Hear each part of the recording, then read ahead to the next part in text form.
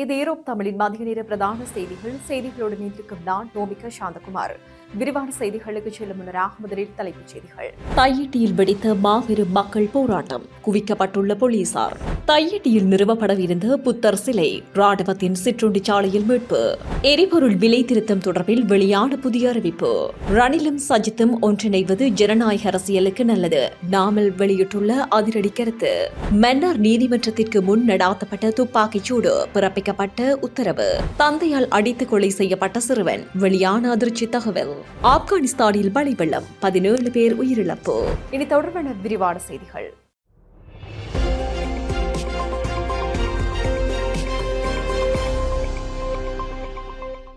பிரதான அனுசரணை வழங்குவோர் Nandees restaurant and catering services. Thaiyiddy சட்டவிரோத விகாரைக்கு எதிராக நில மீட்பு உரிமை போராட்டம் சற்று முன்னர் தையிட்டி விகாரை முற்றலில் ஆரம்பமாகியுள்ளது. போராட்டத்தில் பெருமளவிலான மக்கள் கலந்து கொண்டுள்ள நிலையில் குறித்த பகுதியில் ஏராளமான காவல்துறையினர் குவிக்கப்பட்டுள்ளமை குறிப்பிடத்தக்கது. தையிட்டி விகாரைக்கு எதிராக யாழில் மாபெரும் போராட்டம் ஒன்று முன்னெடுக்கப்படவுள்ளது. குறித்த போராட்டம் இன்றைய தினம் காலை 8 மணிக்கு ஆரம்பமாகியுள்ளது. இந்த நிலையில் தையிட்டி கலைவாணி வீதிக்கு முன் போராட்டம் முன்னெடுக்கப்பட்டுள்ளது. அதிகாரத்திற்கும் அடக்குமுறைக்கும் எதிரான ஒளி என்ற தொனியில் இந்த போராட்டம் முன்னெடுக்கப்பட்டுள்ளமை குறிப்பிடத்தக்கது. தையிட்டி விகாரைக்கு கொண்டு வரவிருந்த புத்தர் சிலை ஒன்று ராணுவத்தினரின் உணவகத்திலிருந்து கண்டுபிடிக்கப்பட்டுள்ளதாக போலீசார் தெரிவித்துள்ளதாக எமது பிராந்திய செய்தியாளர் தெரிவித்துள்ளார். குறித்த நடவடிக்கையானது போலீசாருக்கு கிடைத்த தகவலின் அடிப்படையில் காங்கேசன்துறை போலீசாரால் மீட்கப்பட்டுள்ளதாக தெரிவிக்கப்பட்டுள்ளது.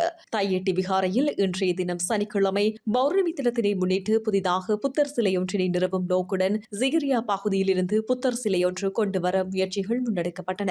அதற்கு தமிழர் தரப்பினர் மத்தியில் கடும் எதிர்ப்புகள் கிளம்பிய நிலையில் கடந்த 30ஆம் தேதி தையிட்டி விகாராதிபதி தமது விகாரைக்குள் எந்தவிதமான புதிய கட்டுமானங்களையும் தான் செய்ய மாட்டேன் என விசேட பூஜைகளுக்கோ போன்ற எதற்கும் தான் அனுமதி கொடுக்கவில்லை எனவும் ஊடகங்களூடாக அறிவித்திருந்தார். இந்த நிலையில் இன்றைய தினம் புத்தர் சிலையுடன் பௌத்தபிக்கு ஒருவரின் தலைமையிலான குழு ஒன்று காங்கேசன்துறை பகுதியில் உள்ள ராணுவத்தினரின் சிற்றுண்டி சாலையில் காத்திருக்கின்றனர் என காங்கேசன்துறை போலீசாருக்கு கிடைத்த ரகசிய தகவலின் அடிப்படையில் சிற்றுண்டி சாலைக்கு விரைந்த போலீசார் புத்தர் சிலையை மீட்டதுடன் புத்தர் சிலையை எடுத்து வந்த பௌத்தபிக்கு தலைமையிலான குழுவினரையும் போலீஸ் நிலையம் அழைத்துச் சென்று மேலதிக விசாரணைகளை முன்னெடுத்துள்ளனர். ஜனவரி மாதத்திற்கான எரிபொருள் விலையில் திருத்தம் இந்த வாரத்திற்குள் அறிவிக்கப்படும் என அறிவிக்கப்பட்டுள்ளது. அதே நேரம் விலை சூத்திரத்தின்படி ஒவ்வொரு மாதமும் கடைசி 30ஆம் தேதி எரிபொருள் விலைகள் அறிவிக்கப்பட வேண்டும் என்றாலும் இந்த முறை அது சற்று தாமதமாகியுள்ளது. கடந்த ஒரு மாதமாக உலக சந்தையில் எரிபொருள் விலைகள் சிறிது குறைந்துள்ளதாகவும் அவதானிக்க முடிவதாக பொருளாதார நிபுணர்கள் தெரிவித்தனர். அதேவேளை அமெரிக்கா ஈரான் இடையே அதிகரித்து வரும் முருகல் நிலைக்கு மத்தியில் உலக சந்தையில் எரிபொருள் விலை அதிகரிக்கக்கூடும் எனவும் எதிர்பார்க்கப்படுகிறது. இது நேரடியாகவும் மறைமுகமாகவும் இலங்கை பொருளாதாரத்தில் தாக்கத்தை ஏற்படுத்தும் என பொருளாதார நிபுணர்கள் தெரிவிக்கின்றனர். டிட்வா புயலை தொடர்ந்து கடும் பொருளாதார நெருக்கடியை எதிர்நோக்கி வரும் இலங்கை அரசாங்கத்திற்கு ஈரான் அமெரிக்கா இடையே அதிகரிக்கும் பதற்றம் ஒரு அச்சுறுத்தலாக அமைய வாய்ப்புள்ளது எனவும் எதிர்ப்பு கூறப்படுகின்றமை குறிப்பிடத்தக்கது. ஐக்கிய மக்கள் சக்தியும் ஐக்கிய தேசிய கட்சியும் ஒன்றிணைவது நல்ல விடயமாகும் என ஸ்ரீலங்கா பொதுஜன பெரமுன கட்சியின் தேசிய அமைப்பாளர் நாமல் ராஜபக்ஷ தெரிவித்துள்ளார். இரு தரப்பினரும் ஒருமித்த அரசியல் கொள்கையில் இருந்தவர்கள், தற்போது அதே கொள்கையுடன் பயணிப்பவர்கள். எனவே அவர்கள் இணைவது ஜனநாயக அரசியலுக்கு நல்லது எனவும் நாமல் ராஜபக்ஷ குறிப்பிட்டுள்ளார். அதேவேளை அரசாங்கத்தின் காலி வருமானத்தை நாம் உட்படவில்லை, மாறாக தமது காலை தாமே வாரிக்கொள்ளும் வகையிலேயே அரசாங்கத்தின் செயற்பாடு உள்ளது எனவும் நாமல் சுட்டிக்காட்டியுள்ளார். 2025 லஞ்சம் வாங்கிய குற்றச்சாட்டில் 76 அரசு அதிகாரிகள் கைது செய்யப்பட்டுள்ளனர். லஞ்சம் அல்லது ஊழல் குற்றச்சாட்டுகளை விசாரிக்கும் குழு இந்த தகவலை வெளியிட்டுள்ளது.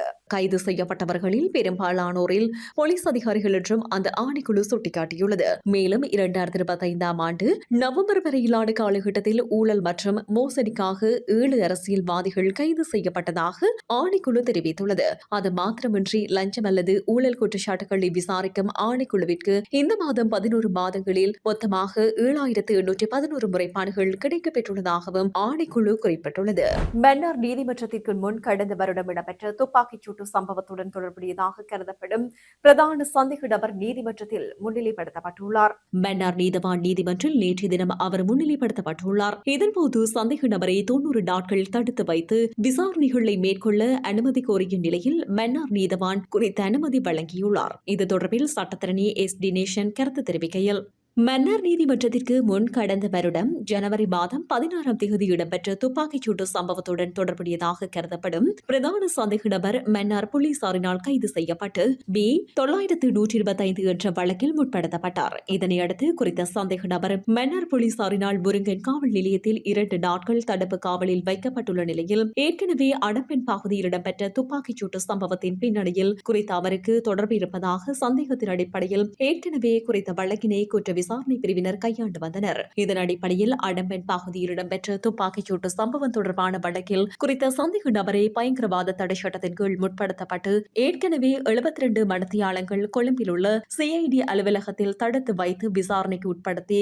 குறித்த 72 மடத்தியாளங்கள் வெள்ளிக்கிழமை மதியம் நிறைவடையும் சந்தர்ப்பத்தில் CID-யினரின் பலத்த பாதுகாப்புக்கு மத்தியில் மன்னார் நீதிமன்றத்தில் முன்னிலைப்படுத்தப்பட்டார். இதனை அடுத்து மேலதிக விசாரணைகளை மேற்கொள்ள இருப்பதால் குறித்த சந்தேக நபரை மேலும் 90 நாட்கள் தடுத்து வைத்து விசாரணைகளை மேற்கொள்ள மன்றில் அனுமதி கோரப்பட்டது.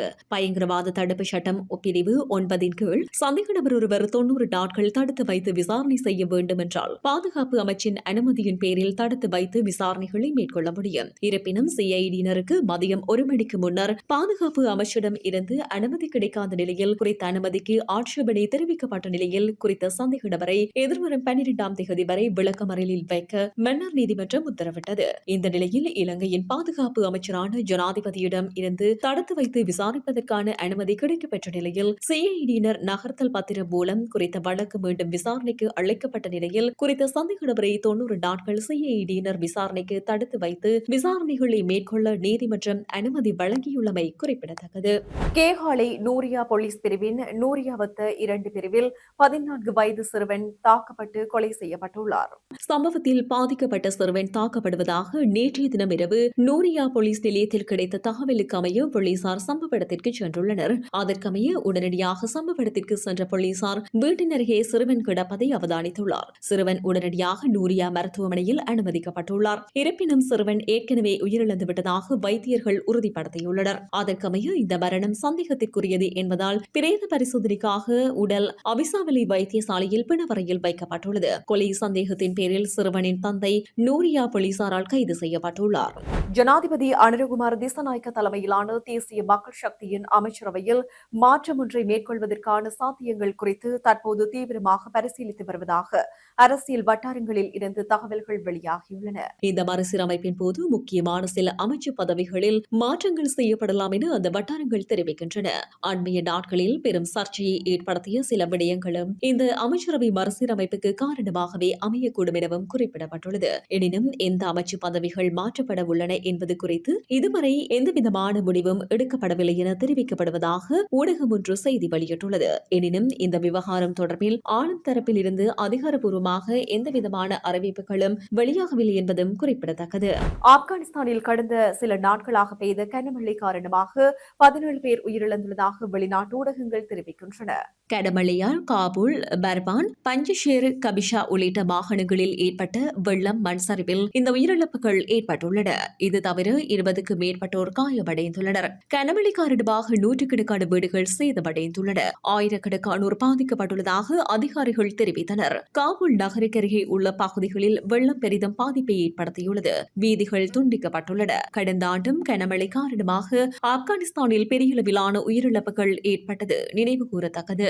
நாட்டின் ராணுவ புலனாய்வு அமைப்பின் தலைவரான கிரில்லோ புடானோவை தனது புதிய தலைமை அதிகாரியாக உக்ரைன் ஜனாதிபதி விளாடிமிர் ஜெலன்ஸ்கி நியமித்துள்ளார். ஊழல் வழக்கில் சிக்கி அவரது முந்தைய ஆலோசகர் ஆண்ட்ரி ஜெர்மார்க் பதவி விலகி ஒரு மாதத்திற்கு பின்னர் இந்த அதிரடி மாற்றம் நிகழ்ந்துள்ளது. தற்போதைய சூழலில் உக்ரைனுக்கு பாதுகாப்பு விவகாரங்களில் கூடுதல் கவனம் தேவைப்படுவதால் இந்த துறையில் நிபுணத்துவம் வாய்ந்த 39 வயதான புடானோவ் சரியான தேர்வாக இருப்பார் என ஜெலன்ஸ்கி தெரிவித்தார். ரஷ்யாவிற்கு எதிரான போரில் பல்வேறு துணிச்சலான தாக்குதல்களை முன்னின்று நடத்திய புடானோவ் தற்போது உக்ரைனின் பாதுகாப்பு மற்றும் தூதரக பேச்சுவார்த்தைகளை ஒருங்கிணைக்கும் முக்கிய பொறுப்பை ஏற்கவுள்ளார். முன்னாள் தலைமை அதிகாரி ஆண்ட்ரிக் ஜெர்மார்க் உக்ரைன் அரசியலில் மிகுந்த செல்வாக்கு பெற்றவராக இருந்த போதிலும் எரிசக்தி துறையில் நடந்த சுமார் $100 மில்லியன் ஊழல் முறைகேடு தொடர்பான விசாரணையில் அவரது இல்லத்தில் அதிரடி சோதனை முன்னெடுக்கப்பட்டது. இதனைத் தொடர்ந்து கடந்த நவம்பர் 28ஆம் தேதி அவர் தனது பதவியில் இருந்து விலகியுள்ளார். இந்த ஊழல் விவகாரம் சர்வதேச அளவில் உக்ரைனின் பிம்பத்தை பாதித்துள்ள நிலையில் போரை முடிவுக்கு கொண்டு வருவதற்கான பேச்சுவார்த்தைகளில் உக்ரைனின் நிலையை